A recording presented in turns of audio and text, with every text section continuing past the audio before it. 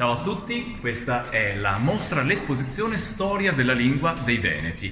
Attraversiamo i 3000 anni della civiltà veneta attraverso l'espressione, principalmente scritta, dei Veneti nel tempo. E questa mostra è fatta di 24 pannelli, qui siamo nel Consiglio regionale del Veneto, ed ogni pannello, questo è quello introduttivo, è spiegato in 4 lingue: in lingua italiana, in lingua veneta, in lingua inglese ed in lingua portoghese nella variante brasiliana. Partiamo con il primo pannello, dove riscontriamo la prima comparizione del nome Veneti, che è nell'Iliade di Omero, che narra della guerra di Troia di 1200 anni prima di Cristo. Successivamente abbiamo la stele di Isola Vicentina, dove compare scritta qui la parola Venetkens, che i paleolinguisti ci confermano essere il nome dei Veneti, quindi Venetkens, la gente veneta o i venetici.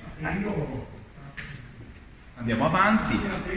I Veneti antichi avevano il loro alfabeto e la loro lingua. Questa è una tavoletta scrittoria che è stata trovata ad Este in bronzo, e questi erano gli esercizi di scrittura che facevano i Veneti antichi. Circa siamo nel V secolo, IV-V secolo a.C.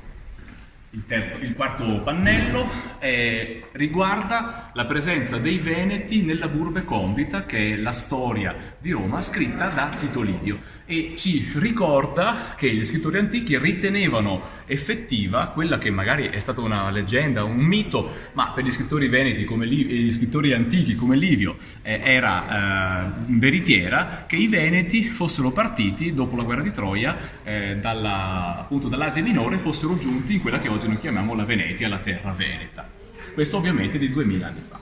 Ecco, qui siamo passati con il quinto pannello alla più antica testimonianza di lingua volgare, cioè del popolo, che non è più latino, ma già rammostra le caratteristiche del Veneto parlato. È l'indovinello veronese, che è della fine dell'VIII secolo d.C., quindi oltre 1200 anni fa. Successivamente abbiamo nel sesto pannello il ritmo bellunese, che è una delle prime attestazioni della letteratura scritta in volgare. Anche questo ritmo bellunese riguarda una guerra della fine del 1100 fra Treviso e Belluno, e questa ci rammostra il Veneto utilizzato per l'epica, è una quartina con le rime. Nel 1207, lo vediamo al pannello 7, si riscontra quello che al momento è il primo trattato giuridico scritto in Veneto, in particolare in variante veneziana. Per esempio qua riscontriamo che le doppie non c'erano, Venezia si trova scritto con una S sola, per esempio. Troviamo anche alcuni riferimenti, per esempio, al nome dei Veneti scritti in quel momento, Venedego. A noi suona una cosa un po' strana, però in realtà è una marca linguistica veneta molto forte, che si sta anche recuperando dal punto di vista linguistico. Qui al pannello 8 si è voluto fare un omaggio non tanto e non solo al milione come opera, quanto anche alla figura di Marco Polo come persona, cosa tipica veneta, che congiunge insieme diversi mondi e diverse visioni. Del milione di Marco Polo ci sono varie versioni. La prima non fu in Veneto, fu anzi dettata a quanto pare dallo stesso Marco Polo a Rustichello da Pisa, e quindi non fu scritto in Veneto, ma esiste anche a Padova la versione veneta del milione. Andiamo avanti. Qui abbiamo voluto testimoniare al nono pannello che anche Dante riconosceva una unità linguistica veneta. Nel suo De Vulgari Eloquentia individua almeno 14 lingue in Italia, tra queste c'è quella della Marchia Trevisiana cum Venetis, quindi l'entroterra Veneto con Treviso come capitale diciamo ideale, e Venezia con il Dogado, che lui mette insieme dal punto di vista linguistico. Quindi Dante all'inizio del 1300 ci dice: sì, sto Veneto io lo vedo. 10 i trattati di scienze in Veneto. Abbiamo per esempio l'arte dell'abaco, o anche detta l'aritmetica di Treviso, il 1478, che appunto è il primo trattato a stampa di algebra.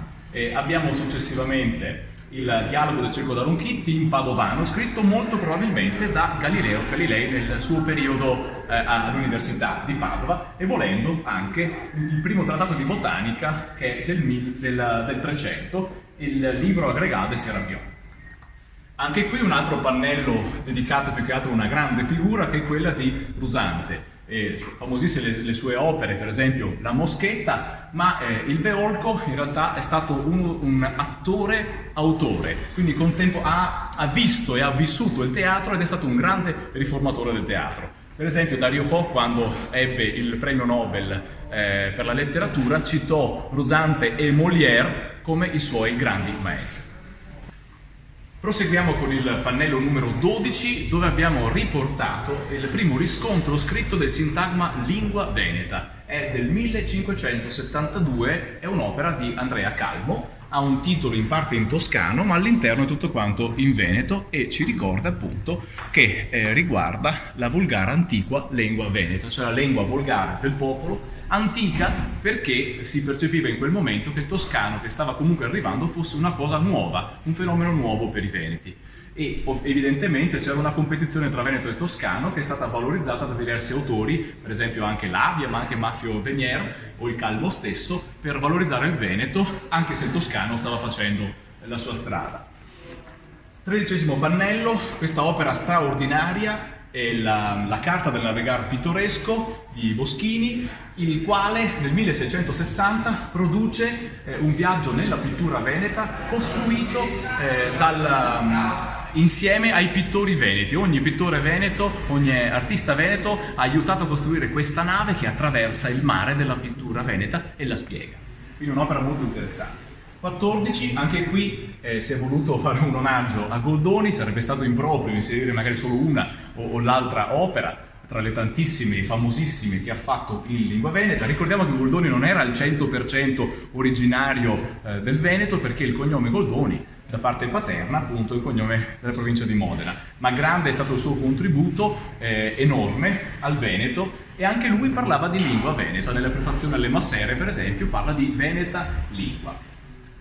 15 abbiamo l'Iliade di Omero in traduzione veneta da Giacomo Casanova. Quindi qua si riscontra il ricordo dell'Iliade come mito fondativo dello Stato veneto e della cultura veneta. E si è messo Casanova a tradurre quest'Iliade proprio per ingraziarsi il governo veneto. Il manoscritto è stato ritrovato agli archivi di Stato di Praga. Andiamo avanti. Una pagina poco conosciuta è la lirica in lingua veneta. E per esempio qui abbiamo la Regata veneziana di Rossini, libretto di Francesco Maria Piave, librettista di Verdi.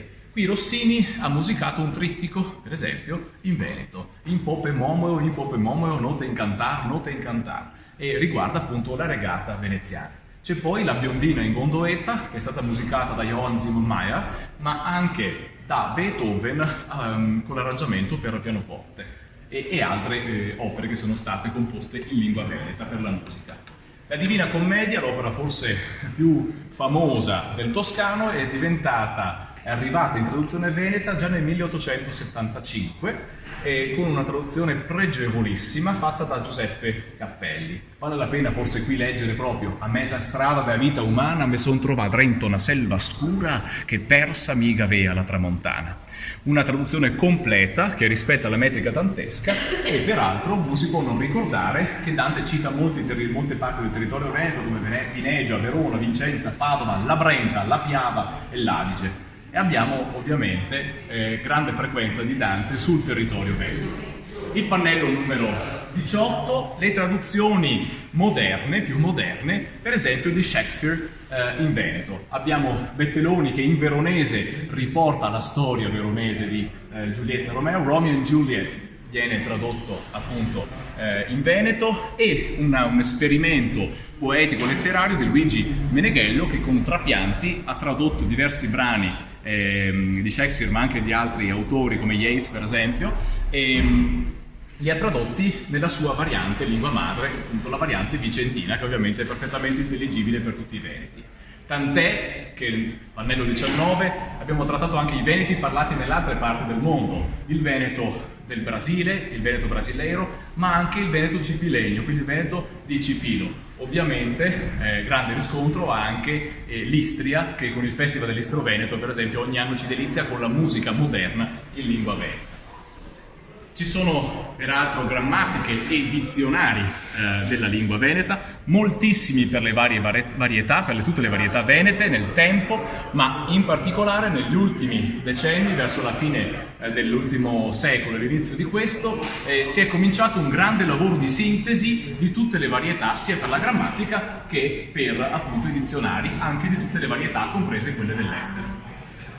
Pannello 21, siamo quasi verso la fine. Qui si è riscontrato l'insegnamento della lingua. Già nel 1924, quindi in epoca fascista, nascono i primi sussidiari. Per esempio questo è il Parlar della Mama, che è stato fatto da un'autrice veneziana, stampato a Palermo e contiene informazioni riguardanti il vicentino, il padovano, testi per la traduzione dal veneto per apprendere anche l'italiano. Qui i 7 setacci, i 7 tamisi in veneto, il primo manuale universitario fatto in lingua veneta che confronta il veneto con francese, spagnolo, italiano, catalano, portoghese e romeno, frutto di una collaborazione tra l'Accademia e l'Università di Francoforte.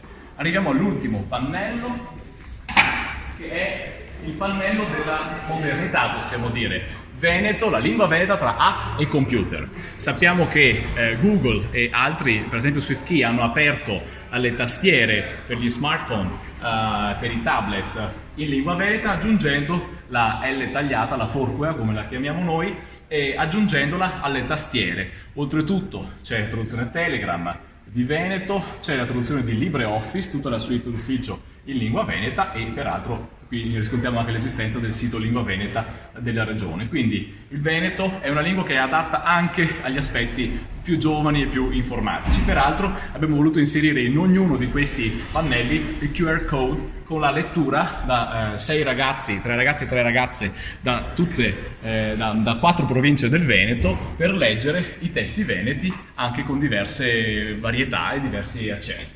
Abbiamo qui infine l'ultimo pannello che riscontra la presenza di comunità venetofone nel mondo, più in grassetto quelle più grandi, diciamo, più frequenti, o quelle dove la lingua si è generata e continua da diverse generazioni, e questo è semplicemente un pannello finale di ringraziamento, sempre in 4 lingue, a tutti coloro che hanno contribuito a questo progetto che riteniamo sia veramente un progetto straordinario.